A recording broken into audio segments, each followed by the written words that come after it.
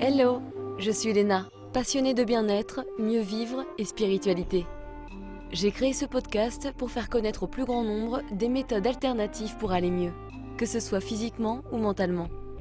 Quels que soient vos problèmes, quelles que soient vos croyances, restons ouverts, restons curieux et testons.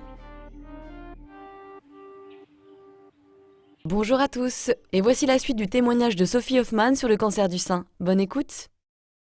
Et est-ce que tu peux nous dire comment ça s'est passé au niveau de la chimio, comment tu l'as vécu? Parce que c'est vrai que bah oui, ce mot fait peur. Et ça me rappelle d'ailleurs une campagne publicitaire que j'avais bien aimée. Et en gros, ils expliquaient qu'un jour dans le futur, il y a un médecin qui pourrait dire: rassurez-vous madame, ce n'est qu'un cancer. Et j'avais trouvé ça bien foutu comme publicité, tu vois. Bah oui, c'est sûr. Je pense que de plus en plus, on va avancer et on a énormément avancé. Enfin, je vois Damien, le traitement qu'il a eu et le mien. Bon, c'était pas le même cancer, hein, mais on lui avait dit d'ailleurs plus de 10 ans après, mais on vous traiterait plus jamais comme ça maintenant. Ça doit pas faire Euh, plaisir à entendre, mine de rien, pauvre Ouais, Damien. bah oui, tu te dis bon bah écoute, après Il a voilà, survécu, oui voilà. voilà Mais c'est ça, mais et puis tant mieux pour les autres au final parce que tu souhaites à personne de vivre ça quoi, c'est pas cool. Mais moi donc la chimio que j'ai eue, donc il y avait deux cures différentes.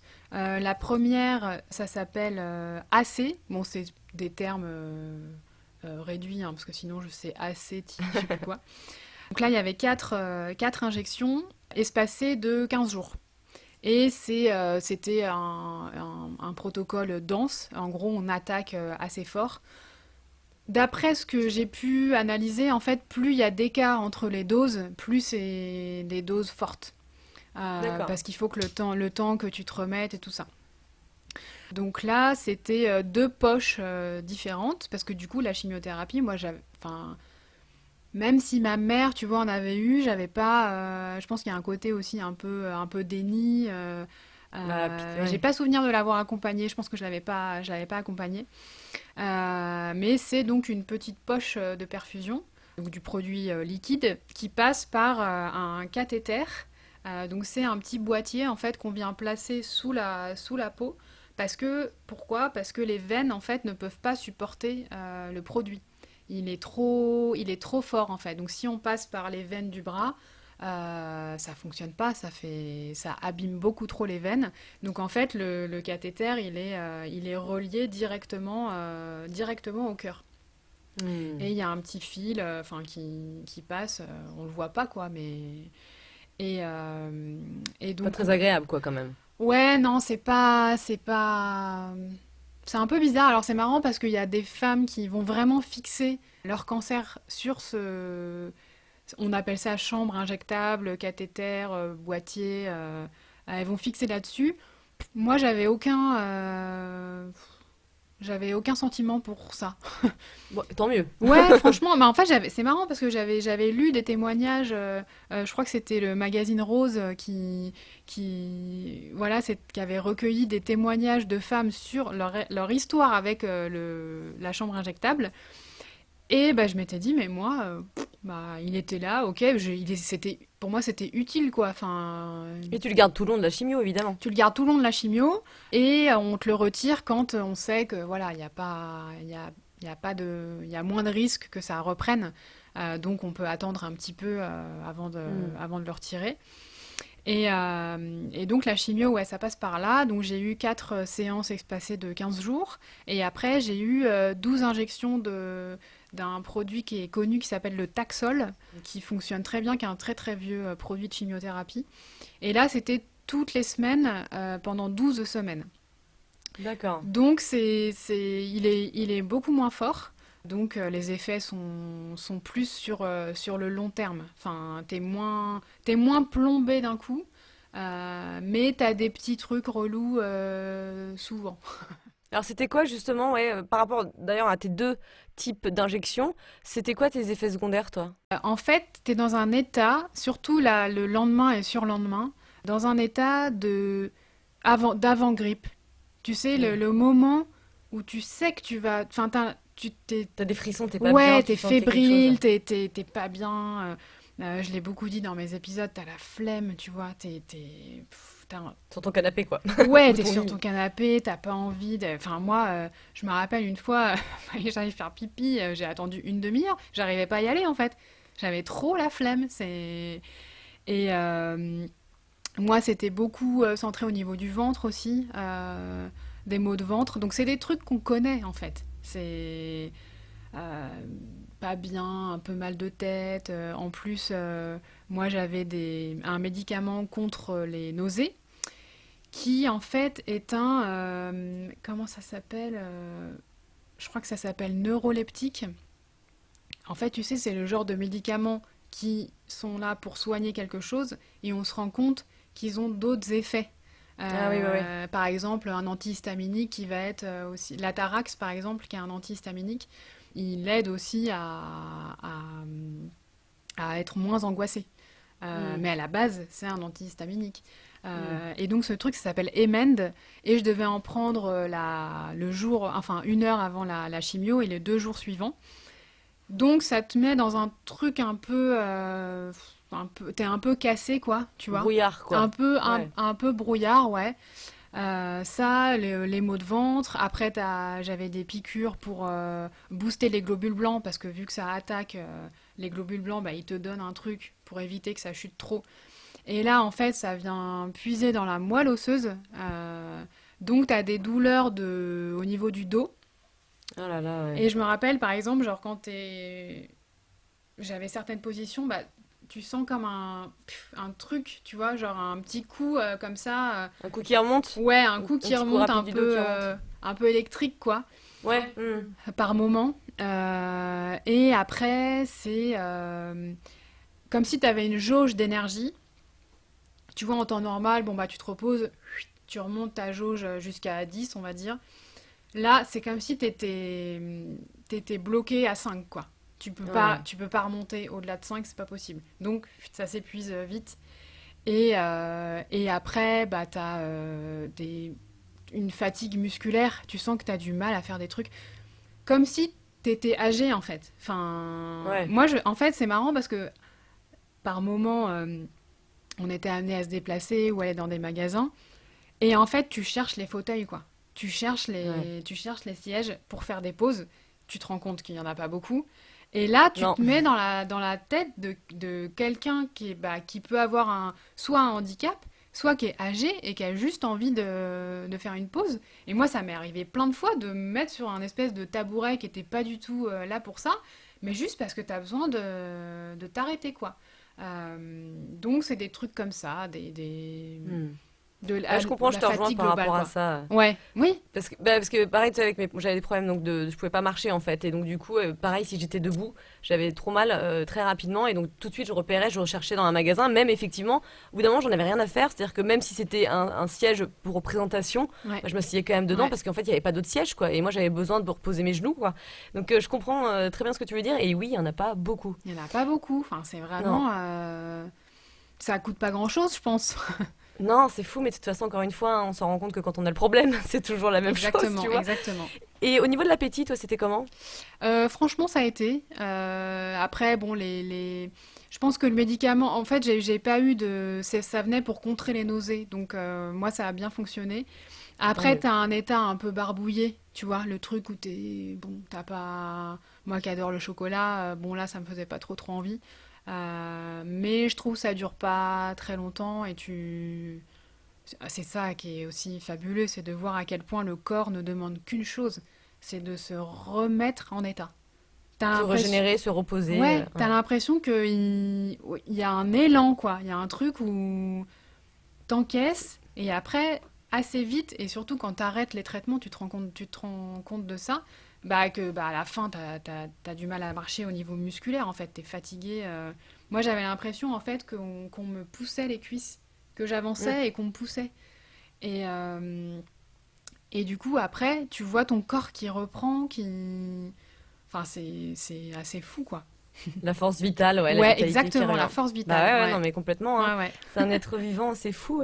Et je me demandais, est-ce que tu as pris Est-ce que tu as, je sais pas, testé des disciplines alternatives qui t'ont aidé, par exemple, je sais pas, de l'acupuncture, carrément du magnétisme, tu vois, n'importe quoi. Qu'est-ce que tu as testé? Alors, j'ai beaucoup vu mon ostéo, qui est très orienté sur la médecine chinoise. Donc ça m'a pas mal aidé, mais j'ai pas pu faire des séances très très très régulières. Et l'acupuncture, ouais, franchement, vraie révélation. On m'en a parlé en fait à Curie pour le Taxol qui peut en fait faire comment ils appellent ça en fait, ça fait des engourdissements au niveau des nerfs, du bout des doigts Ouais. et des doigts de pied. Et ça peut être vraiment très gênant parce qu'au bout d'un Ah moment, tu as ouais. du mal à attraper et tout. Et moi, j'ai commencé à le ressentir un petit peu, tu sais, une espèce de petite insensibilité. Et du coup, j'ai trouvé un acupuncteur à côté de chez moi et on a fait des séances, pour le coup, on a fait des séances régulières et franchement, mais ça m'a sauvé la life, quoi. Enfin, Ah, c'est cool. j'ai vu trop le changement et j'ai pas arrêté de le dire aux infirmières qui, elles, savaient que ça fonctionnait. Et elles se battent un peu pour faire reconnaître ça. Parce que bah, c'est une pratique parallèle quoi, de la médecine Enfin, ce classique. qui est ironique parce que c'est une très vieille médecine, mais Bah bon, en ouais, bah France. oui, non mais oui, non mais c'est... Et du coup, ouais, Ouais. ouais, ça a vraiment, vraiment fonctionné, quoi. Donc, Ah, je ça fait conseille plaisir, à ça fond. redonne de l'espoir parce que voilà, il faut rester curieux et tester différentes disciplines si tu as la force, hein, Ouais. mais ça peut t'aider comme tu viens de nous le dire et c'est rassurant. Bah, ça peut...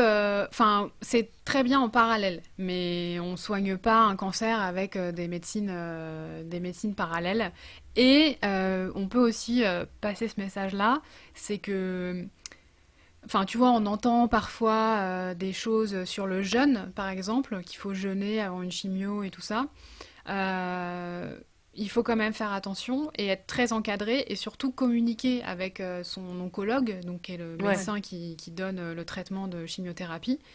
Je sais qu'à Curie, il y a des grosses affiches en disant attention, mais voilà, les médecins, ils sont pas complètement fermés, ils vont pas le recommander, hein, ça c'est clair. Mais si tu as vraiment quelqu'un, c'est sa façon de fonctionner, ils vont encadrer ça en fait. Et il vaut mieux savoir que cette personne, elle est dans tel protocole parallèle, plutôt que de débarquer et enfin Oui, pas communiquer puis qu'elle s'évanouisse alors qu'elle n'avait pas mangé depuis un jour, ouais, ce genre de choses. ouais, et puis ça peut, enfin voilà, on peut trouver un terrain d'entente mais il faut faire quand même il faut faire attention à ça quoi. C'est Non, mais quoi, je pense que comme tu le dis, ça dépend du profil de personne et je pense que c'est hyper important de communiquer avec ses spécialistes pour que ouais, eux puissent te conseiller par rapport à leur propre expérience. ouais, ouais, c'est ça, ouais, ouais. Et de Ouais. pas, ils vont pas dire mais vous faites n'importe quoi, enfin, Hmm. Non, mais bon petit rappel, c'est bien ouais, d'avoir voilà. ton avis. Alors, quand on est proche de quelqu'un qui a un cancer, des fois, on peut avoir des comportements qui sont pas forcément appropriés, hein, même si on le sait pas, ça peut être inconscient, ou qui n'aident pas la personne. C'est souvent maladroit. Est-ce que tu as des conseils à nous donner, ou en tout cas à donner à ces personnes-là? Ouais. Alors c'est vrai que ouais, des propos maladroits, il y en a, et c'est pas de la faute de la personne qui va dire le truc, mais ça met tout le monde mal à l'aise parce que la personne qui le reçoit, en fait, elle sait que c'est maladroit, mais elle l'entend quand même, et du coup c'est un peu gênant. Le conseil que je donnerais, c'est peut-être de signifier que vous êtes là pour la personne sans s'imposer et sans demander quelque chose en échange, en retour plutôt. Voilà, d'envoyer un message en disant bah, je pense à toi, je suis avec toi, je sais que c'est pas facile, ou... Enfin, juste de signifier la pensée, de dire aussi des trucs bah, comme on dirait d'habitude. Parce qu'il y a un truc aussi qui est difficile, c'est qu'on n'a pas envie que ça change. On n'a pas envie qu'on nous regarde autrement, qu'on nous parle que de ça, mais des fois on a quand même envie d'en parler. Donc montrer qu'on est là et qu'on peut apporter du soutien bah, concret si c'est le cas, et de respecter en fait la temporalité de la personne. Voilà, je suis là, si t'as besoin, enfin... Et aussi, il y a un truc qui marche bien, c'est bah, de faire comme vous ressentez. Enfin, souvent, on me dit, ouais, mais je sais pas quoi dire, ou je sais pas comment m'y prendre. Bah, dites ce que vous ressentez, en fait. Si vous êtes, si ça vous saoule, bah, vous pouvez dire, franchement, ça me saoule en fait ce qui t'arrive.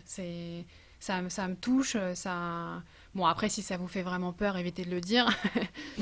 Mais de dire, par exemple, mais j'ai confiance en toi, je sais que tu vas y arriver, tu vois, t'as telle et telle et telle ressource, essayer de mettre la personne en confiance, quoi. Mm. Et Ouais. c'est vrai que je l'ai un petit peu dit, on a tendance à vouloir comparer, en fait, la situation de la personne à d'autres situations qu'on a vécues autour de nous. Ça peut apporter quelque chose ou pas. En fait, je pense qu'il faut se demander qu'est-ce que ça va apporter à cette personne de le savoir. Par exemple, moi, si on, tu vois, je dis bon bah voilà, on a découvert que j'avais un cancer du sein, il va se passer ça, ça, ça. Ah oui, d'accord. J'ai ma grand-mère aussi à qui c'est arrivé, machin. Ok, tu vois, genre, bah, ça s'est mal passé, ça a été difficile, pas besoin. Non, ouais, On n'a ouais, elle est pas, morte. Bah non, pas on n'a besoin non pas plus, non, besoin en de fait. savoir. Non, Ouais. d'accord, très bien. Ouais, ouais, c'est vrai que oui, des fois, en fait, des gens savent pas forcément quoi dire, ils sont du coup maladroits parce qu'ils cherchent un truc, tu sais, ils Ouais, font c'est le lien. ça. Et puis il y a aussi la projection de ses propres peurs, tu vois. Enfin, Ouais, bien il sûr. y a tout un truc. Par contre, si c'est, je sais pas, ok, bah je suis avec toi. Moi, j'avais une copine qui m'avait dit ça. Elle m'a dit oui, bah j'ai aussi une copine à qui c'est arrivé. Alors tu vois, je me suis dit ah d'accord. Mais je te rassure, tout va bien. Bah ça, au final. Tu te dis, ah bah donc ça veut dire que... Enfin, en gros, quand c'est positif, vous pouvez partager. Quand c'est négatif, ça sert à rien. Et le moins, il y a aussi un truc, c'est on est très sensible en fait quand on est dans cette période-là. On a peur aussi. Enfin, il y a des trucs. Moi, j'ai lu des trucs qui m'ont carrément angoissée, quoi. Je me suis dit, ah là là, mais si ça se trouve, j'ai ça, ou alors je vais l'avoir après. Et en fait, t'es obligé de recadrer et de te dire, non, attends, ma situation, c'est ça, pour le moment, c'est ça. On va pas voir ailleurs, quoi. Mais Ouais. voilà, il y a un temps pour tout et il y a des informations dont on n'a pas besoin, vraiment. Mm. Ouais. Et bah, alors, par contre, on a découvert plutôt récemment qu'il fallait continuer à faire du sport. Hein, t'en parles, hein, donc pendant ces épreuves, ça ferait même partie du traitement. Alors, comment toi ça s'est passé? T'as recommencé à faire du sport assez rapidement? Parce que bon, avec toute la fatigue que t'avais, j'imagine que ça devait être compliqué. Alors, comment t'as implémenté ça? Alors, au début, c'est vrai que j'avais un coach personnel, Damien, qui était vraiment moteur en fait, parce qu'en fait, en septembre 2020, j'étais arrivée à 1 heure de footing, sachant que je suis pas du tout quelqu'un qui court d'habitude, mais j'étais ultra motivée pour être dans une bonne énergie pour ce projet bébé en fait. Ouais. Et donc ça m'a un peu cassée parce que je me suis dit, bah mince, j'étais dans un truc, un super mood et là, ça tombe à plat. Donc on a dû continuer, en fait on a continué pendant la première cure parce que, enfin voilà, Damien tenait vraiment à ce qu'on ait ce rythme et que ça évacue les toxines et tout. Et après, en fait, en plus je suis arrivée pendant l'hiver donc ça n'a pas aidé. Mais Ouais. c'est vrai que musculairement ça devient plus difficile. Donc j'ai un peu laissé tomber. Et il y a aussi un truc, c'est que enfin, sur les dernières semaines de traitement, en fait, j'étais assez essoufflée. Donc, pour aller de mon canapé, genre à ma cuisine, bah, j'arrivais dans ma cuisine, il fallait que je m'assoie parce que j'avais Ouais. le cœur qui battait un peu vite et tout. Donc, t'allais Donc, pas te faire un footing d'1 heure, quoi. ouais, je le sentais pas. Non. Et on m'a dit surtout, vous êtes votre propre limite en fait, c'est vous qui sentez le truc. Donc c'est vrai que je l'ai fait un petit peu. Pendant les traitements, il y a des femmes qui arrivent à courir tous les jours ou à marcher tous les jours ou à avoir une activité. T'en as qui n'y arrivent pas du tout. Mais c'est aussi pour l'après, dans une espèce de routine, quoi. Il faut vraiment s'appliquer à continuer à avoir une activité sportive, quoi. Il y a vraiment, oui, des études qui vont dans ce sens. Ça protège, ça a une tendance à protéger, on va dire. C'est pas. S'il suffisait de faire ça, ce serait cool. Mais bah, ça fait partie de l'hygiène de vie, en fait, forcément. Ça stimule les hormones, ça fait circuler la lymphe. Ouais, bah oui, puis ça apporte des endorphines aussi, des hormones, ouais, c'est ça, de bien-être. Et ça compte aussi. Et c'est vrai que j'ai remarqué que les moments où j'avais pas trop le moral, j'allais faire un tour parce que c'est vrai qu'en plus on était à moitié en confinement, donc c'était pas, je voyais pas grand monde, c'était pas évident de sortir et tout, mais de prendre l'air, bah voilà, je pense que on reste un peu des animaux quoi, et, Bah ouais, et ça ouais, fait du ça fait bien. du bien. Franchement, ça fait du bien. Mm. Ouais, ouais. Ouais. Et alors, qu'est-ce qui a été le plus dur dans le parcours de ton cancer du sein et peut-être, si je peux dire, la chose la plus étonnamment facile? S'il y en a une, bien sûr, hein. Ouais, ouais, ouais. Le plus dur, je pense que c'est bah déjà, enfin j'ai perdu un sein quoi, enfin maintenant les deux. Donc ça veut dire Oui, parce que tu t'es fait retirer l'autre ouais, sein, c'est ça? ouais, ça Par prévention? ouais, par prévention complète cette année. Donc du coup, bah, ça veut dire que plus de glandes mammaires, ça veut dire pas d'allaitement, par exemple. Bon, après, tu te dis, bon, bah, c'est pas grave, c'est vraiment un moindre mal, et il y a des femmes qui ont leur sein et qui n'allaitent pas, et c'est très bien. Moi, j'ai pas Enfin, été allaitée, je suis jumelle, j'ai pas été allaitée. Je ne pense pas voilà. être la plus, Non, je sais pas mais quoi de la Terre, mais... il y a Mais oui, tellement... effectivement, c'est une frustration, bien sûr, mais c'est vrai Bah, qu'on peut faire sans. en fait, tu te dis, je ne pourrais pas choisir C'est ça. de le faire ou pas. C'est juste ça. Ouais, C'est... de pas avoir le choix. Mais en vrai, c'est vraiment pas grave. Mais dans des moments un peu où pas trop le moral, tu te dis, ouais, bah, il y a ça qui m'est imposé, en fait. C'est C'est surtout ça, ce... ouais, il y a un truc en plus. Ouais, Ouais. c'est ça. Et bah, franchement, la perdre ses cheveux, c'est difficile. Je trouve que enfin, c'est vraiment quelque chose qui est redouté Ah par bah. tous, hein, peut-être plus toutes quand même. C'est marrant parce que tu vois, j'ai pris des photos. Enfin, j'ai beaucoup documenté mon parcours parce que je pense que tu as aussi besoin de te prouver que ça existe.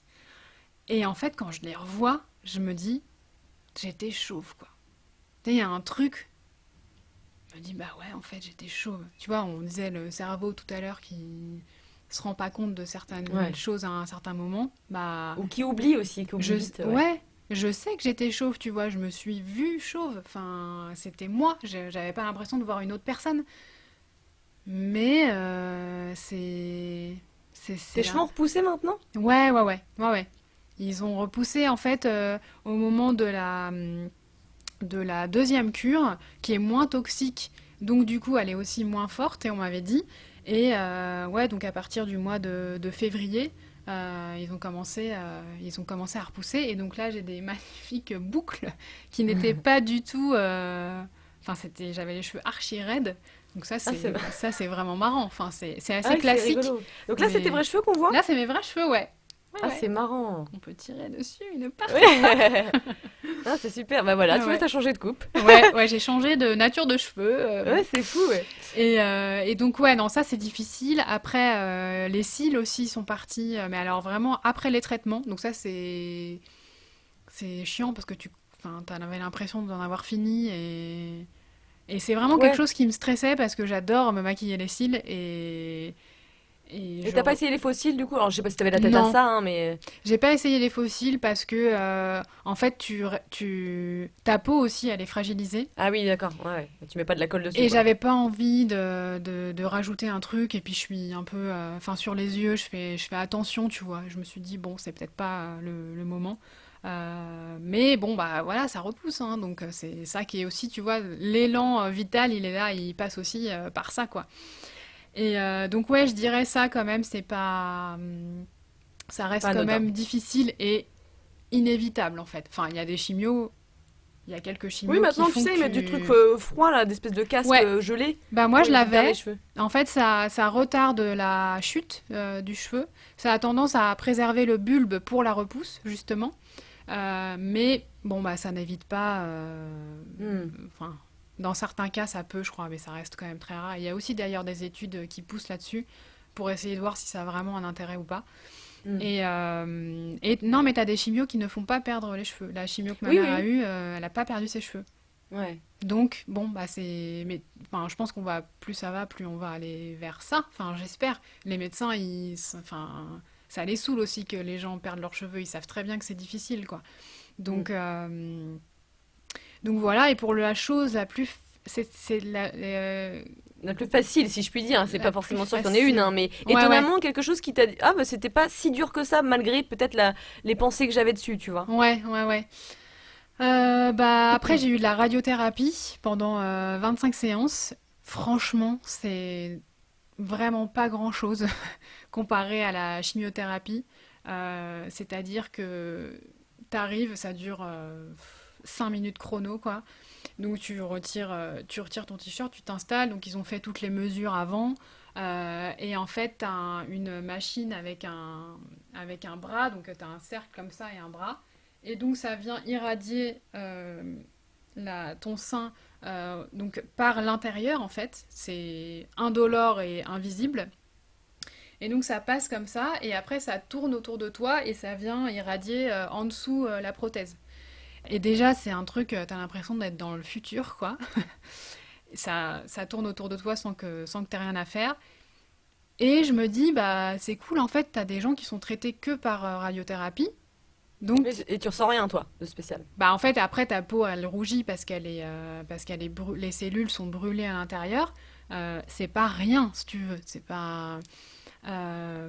Mais c'est vrai que c'est assez fou de se dire, bah ça, c'est un traitement de pointe, parce que ça, on n'arrête pas d'avancer en fait dans le traitement des cancers et du cancer du sein encore plus.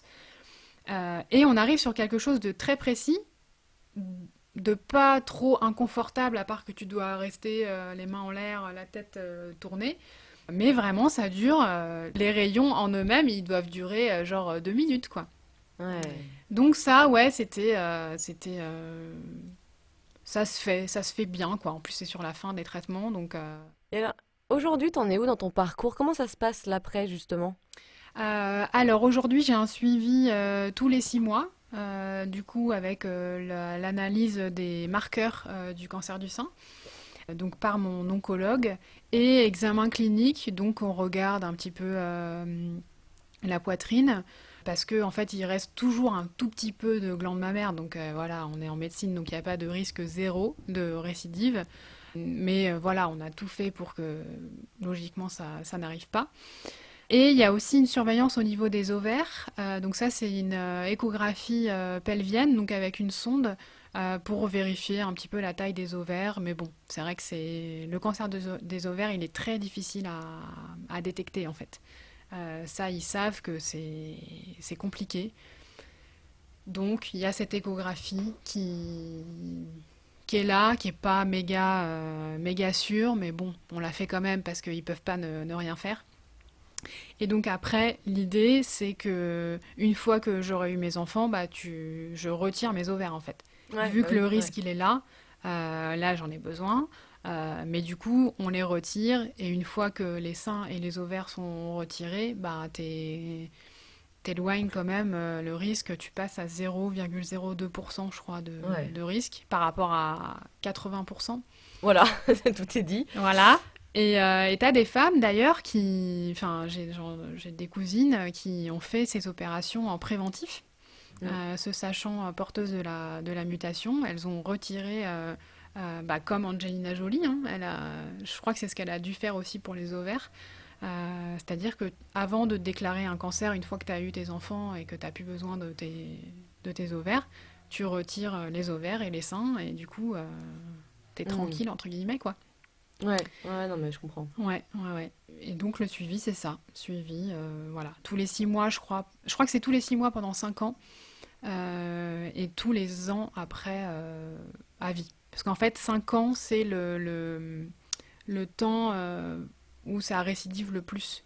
Je crois que c'est vraiment Mm. les 2 ans. Dans les 2 ans, un cancer a tendance à récidiver dans les 2 ans. Et 5 ans, c'est un peu la marge plus importante, quoi. Et alors, tu te sens comment aujourd'hui? Super bien. Franchement, enfin enfin ça va quoi. Je suis en forme, je suis soulagée, tu vois, d'avoir fait l'opération de ce deuxième sein. Je suis contente de la poitrine que j'ai et je trouve que c'est un message aussi qu'on peut passer. Alors ça me concerne moins hein, parce que voilà, je sais qu'il y a des femmes pour qui c'est pas le cas, qui sont pas où la reconstruction est plus difficile. Faut aussi savoir qu'il y a vraiment un manque d'information des femmes sur la reconstruction mammaire. Donc ça, il faut qu'on avance là-dessus parce que enfin, voilà, dans de nombreux cas, on peut avoir une reconstruction. T'as des femmes qui choisissent de pas être reconstruites. Enfin, chacun fait ce qu'il veut. Mais du coup, ouais, je suis, voilà, je suis contente de ma poitrine. Je la trouve jolie. Elle est, elle est sûre en fait, celle-là. Ouais, c'est ça, il y a aussi toute des émotions en fait, elle a toute une Bah valeur ouais, émotionnelle. ouais. Après, c'est vrai que je me suis appliquée à l'adopter assez vite. Enfin voilà, ça peut paraître bête, mais avant les opérations, en fait, j'ai dit au revoir dans ma tête, tu vois. Non, c'est pas Euh, bête. Tu vois, merci voilà, de ce que cette glande mammaire m'a apporté, parce qu'elle m'a forcément apporté des choses. Et maintenant, bah voilà, je suis obligée de m'en séparer enfin voilà, d'accueillir une nouvelle poitrine. Et c'est assez marrant parce que, enfin, moi j'étais dans cet esprit-là. Et c'est vrai que ça s'est très bien passé. Enfin, après, j'ai au moins cette chance de bien cicatriser, donc ça s'est bien passé. Et t'as des témoignages de femmes qui n'avaient pas envie, tu vois, d'être reconstruites, qui n'étaient pas à l'aise avec le truc, qui l'ont fait quand même, donc qui ont eu une prothèse mammaire, et genre la prothèse s'est barrée, quoi. Ah ouais, Et ouais, tu te ouais. dis, il y a un truc quand même entre le corps et l'esprit. Ah bah, bien sûr, Tu vois, Alors, tout est lié, hein. ouais, et c'est pour ça que... Bon, après, être positif, c'est pas tout le temps facile, mais autant que faire se peut, je pense que ça peut vraiment aider. Si t'es dans un truc, enfin, moi, quand j'avais la chimio qui arrivait, je la visualisais comme un produit positif qui était fait pour me faire du bien, en Ah fait. mais c'est sûr que ça aide, c'est sûr, Bah d'une oui, manière ou d'une autre. parce que t'es pas en lutte, enfin, moi, j'étais pas en lutte. Après, encore une fois, j'ai été pris très tôt. J'espère que je touche tout ce que je peux pour que ce soit vraiment une expérience unique. Mais voilà, la chimiothérapie, c'est un produit qui est formidable en fait. Il vient cibler des cellules. De fait, ça peut rendre malade parce que ça bouleverse un petit peu tout et sur le passage, bah, ça touche des zones qui n'ont pas forcément besoin d'être touchées. Mais en le visualisant comme ça, je pense que ça t'envoie aussi un message à ton corps en disant bah là Mais bien c'est sûr. bon pour nous en fait ça. C'est bon pour nous parce que ce qui nous a attaqué, ça c'est pas bon par contre et on peut pas se défendre tout seul. Enfin tu vois clairement, moi dans mon organisme, je ne peux pas me défendre toute seule contre un cancer du sein. Par Ouais. contre la chimio, bah, c'est ma meilleure amie en fait. Et elle m'a aidée et elle a dégagé le reste de potentielles cellules qui étaient là, quoi. Ouais, complètement d'accord. Dernière petite question, avec le recul, qu'est-ce que tu penses que cette épreuve t'a apporté dans ton cheminement personnel? Alors c'est marrant parce que je pense que c'est quelque chose qui m'est arrivé au bon moment. Enfin c'est bizarre de dire ça, mais déjà parce que j'étais en psychothérapie depuis plus de 3 ans. Donc j'avais fait du chemin aussi sur la personne que j'étais et j'étais plus moi-même, on va dire. Et du coup, j'avais plus les armes pour affronter cette expérience-là, ouais, ce séisme, parce que c'est vraiment quelque chose qui vient te bouleverser. Et au final, je pense que maintenant, enfin, il y a un truc où je me dis, ouais, j'ai fait ça, quoi. Tu vois, Hmm. enfin, Ah bah attends, tu m'étonnes. tu vois, Warrior, hein? tu te dis, ouais, bah ouais, franchement, Bah ouais. tu te Yeah dis, girl. allez, c'est bon. Bah ouais, t'as le droit de le dire. Non, et donc du coup, tu te dis, euh, enfin voilà, moi je suis quelqu'un il y a des trucs où j'ose pas en fait. Il y a des moments où j'ose pas faire certains trucs. Et je pense que tu peux te décaler et te dire, attends, c'est la situation, c'est quoi là? Tu vas aller face à ton employeur pour proposer un sujet ou un truc comme ça et t'as peur de quoi en fait? Enfin, il va te Ouais. dire non et il y a quelque temps, il y a 6 mois, t'étais où en fait? Enfin, Petit t'étais dans rappel, un... reminder. Ouh. Non mais tu vois, t'étais dans un hôpital, t'avais une chimiothérapie s'il te plaît, t'étais chauve. Ouais. T'as peur de quoi en fait? Donc, Donc je me dis, ouais, c'est un truc où je suis, ça te... Enfin, Tu vois la vie différemment. En fait, t'es plus, il y a un autre état d'esprit. t'es plus affirmé, quoi. Il n'y a pas ce truc de... Parce que j'ai toujours eu conscience, tu vois, de la fragilité de la vie, du fait il faut profiter quand ça va, en fait. Enfin, donc ça, je l'avais déjà. Après, c'est sûr que quand t'as du mal à marcher ou que t'es un peu essoufflé, tu te dis, putain, mais quand t'as rien, c'est vachement bien, en fait. Enfin, Mm. et on devrait tous se le dire tout le temps, quoi, que Ah ouais. c'est... Tu vois, et donc, ouais, je pense que ça vient euh, peut-être plus m'affirmer. Et, et voilà, tu vois, j'ai ce projet de podcast, donc j'aimerais bien que vraiment ça le porter loin, quoi, parce que j'ai vraiment à cœur d'aider et d'informer. Et je me dis, c'est marrant, quoi, ça.